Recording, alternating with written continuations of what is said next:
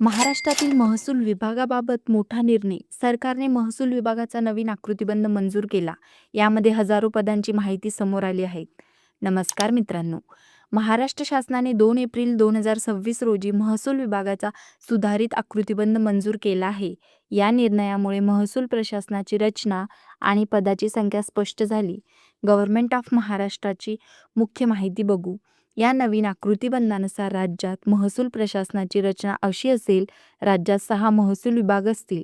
राज्यात 36 जिल्हा अधिकारी कार्यालय असतील आणि 17 स्वतंत्र अप्पर जिल्हा अधिकारी कार्यालय.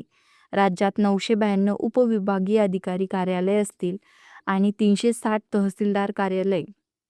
त्यानंतर 99 अप्पर तहसीलदार कार्यालय असतील. 2625 मंडळ अधिकारी कार्यालय असतील आणि राज्यात 15,747 तलाठी पदे असतील.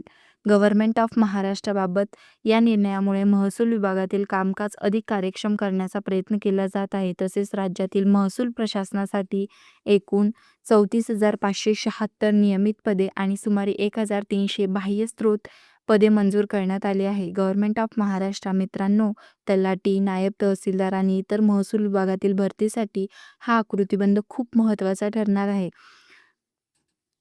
जर तुम्हाला व्हिडिओ आवडला असेल तर लाईक करा, शेअर करा आणि चॅनलला सबस्क्राईब करा.